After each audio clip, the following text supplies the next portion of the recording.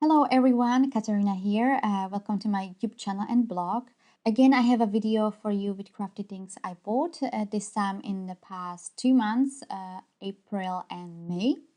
I don't go shopping to make these videos. I gather things and then I might make a video. There were few new releases and I also needed supplies for a specific birthday card I had in mind. And you know how it is. You don't put only one thing into your shopping basket. I shop in the UK and the postage is not always cheap or free, so I add a few more things into my shopping basket. I will start with Cleary Besotted. Cleary Besotted is one of my favorite shops for stamps. They were closed since last October and reopened in May. And to be honest, I'm not too excited about their new releases.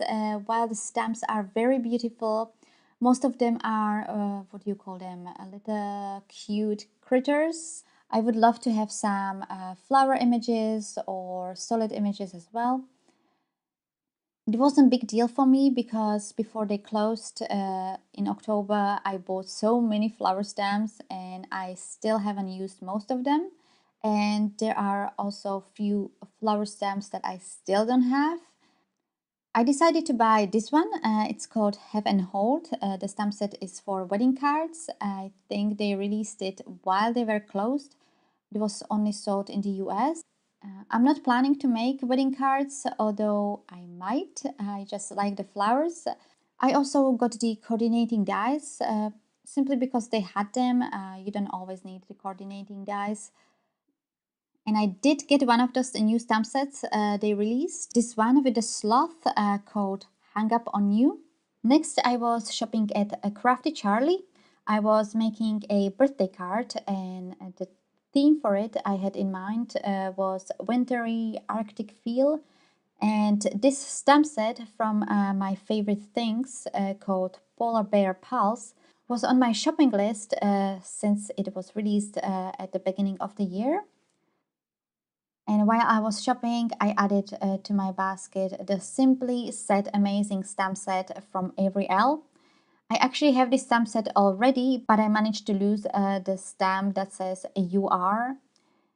I don't know what is it about this stamp set. I just love the font. It's very simple and I want to make more cards that say "You Are Amazing." And I needed the "You Are" stamp. And last two things I put into my shopping basket was the Distress Mini Inks Kit 15. This one has the ink colors Wilted Violet, Curved Pumpkin, Lucky Clover, and Candied Apple. And with it I also got the storage tin from Ranger. I love it. I use it for all my mini inks. Next I was shopping at Seven Hills Crafts. The stamping platform from Tim Holtz was finally released. I was waiting for it since Tim Holtz showed it on his YouTube channel back in January. I love the Mini Misty. Me and stamping are not the best friends and this tool is just perfect for me. But it's mainly useful when you are stamping in the middle of the card. If you want to stamp like 6x6 background stamps, it will not fit. Or if you want to stamp on a bigger sheet of paper, or if you want to place stamp that will partially be outside of the card, then the Mini Misty is just too small. And I wanted to get the regular Misty, but I could not justify the price. I just checked Simon Says Stamp, and the regular Misty cost almost $80. The Mini Misty costs $50, and this stamp platform from Tim Holtz costs $40, which is quite a large price difference. When looking at my Mini Misty, do I think it's worth $50? Not really. Anyway, as I said, Seven Hills Crafts had this on offer for £27, which is €31 or $34. And I can't wait to use it. I also bought two 6x6 stamps from My Favorite Things. One is called Sheet Music Background Stamp and the other one is the Abstract Background Stamp. Of course, you don't need the stamp platform to use those, but it makes stamping more precise and easier. As you can see, the 6x6 stamps will fit the stamp tool perfectly. The platform is 8.5 times 8.5 inch big. You can use it for clear and rubber stamps. Just to compare it with a Mini Misty, you can see the size difference here, and you can see that the background stamp will not fit the Mini Misty. You know, looking at it, if they made the Mini Misty square, like 6.5 times 6.5 inch, I would not need to buy the one from Ranger. Anyway, while I was shopping at Seven Hills Crafts, I added this stamp set with the lighthouse from Avery Elle. It's called Shine Bright. I love stamp sets from Avery Elle. They are not too cutesy. I think Avery Elle is my second favorite company. First of all, I think their stamp sets look quite sophisticated, not these girly, cutesy, sort of a childish images. This one, for example, can be given to men for Father's Day, but even for women, I can see giving this to my mom as well. And also what I like is that the cost of their stamps and dies is not too high. I got the coordinating dies for this one just because it wasn't too expensive. So last thing I got from Seven Hills Crafts were the stitch dies from Avery Elle again. I'm actually not sure if they are actually dies that cut the circles. I haven't tried these yet. Or they just do the stitched embellishments. I don't really mind either way, as I already have simple circle dies and only wanted a die to add the stitching. There are two more shops. The first one is Amazon. I have the Gonzai Tambi watercolor palette, the set with 60 colors. And while I love this palette, my crafting desk is very small. And if you have this palette, you know it's rather big. So I always have to take out the colors I want to use, otherwise the palette just takes over half of my desk. So I was looking for a palette with watercolors that is much smaller and found this one from Winsor & Newton. It contains 16 half pans. It came with a pencil, eraser and a small brush, which I'm planning to replace with a water brush. Just I need to find a brush that fits the box. Next, I needed a double-sided tape for those projects where you need a strong tape, and I bought two different types and sizes.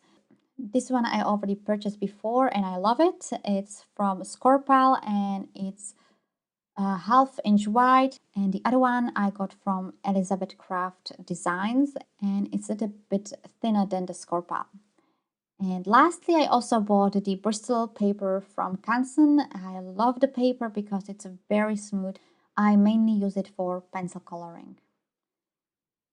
And the last place where I was shopping was Paper Mill Direct. This is a British company, and as the name suggests, they sell paper and cardstock. And their selection is amazing. Different thicknesses of paper, different types of paper, so many colors. They do also ship worldwide. I usually buy the small pick and mix box and I paid almost £8 for the shipping. I also added small envelopes there. The set contains 50 envelopes and these will fit the A7 cards. I don't buy any cardstock for my card bases there, but I love their 250 GSM paper. It's perfect for the layers on your card. In the small pick and mix box, you can choose 5 types of cardstock. This time I chose twice same type of cardstock instead of 5 different ones, as I use this cardstock the most. First I needed a black cardstock since I ran out, and then I added some plain white cardstock, and I really love this paper. You know, when it comes to the cardstock, it's personal preference. What works for others doesn't mean it will work for you. When you watch other card makers, they most of the time are from the US and use the Nina Solar White cardstock, which is quite difficult to get in Europe. And when I finally found it and bought it, I was really excited to use it. And I was actually disappointed. This paper for me is a piece of rubbish. But as I said, it's a personal choice. I love using the plain white cardstock from Paper Mill Direct, and also the Bristol smooth cardstock that I showed you earlier. To finish the order, I also added the white linen cardstock. I have never used this type of paper, but saw card makers using it and I love the look, so I can't wait to give it a try. So that's all for my shopping in the past 2 months. I'm really hoping I will restrain my shopping in the next few months because I literally don't need any new stamp sets. If you like this video, please give it a thumbs up and subscribe for future videos. The complete list of supplies you can find in the description below the video. Just click the show more option or hop over to my blog cherry-b.net. And I will see you in my next video. Bye!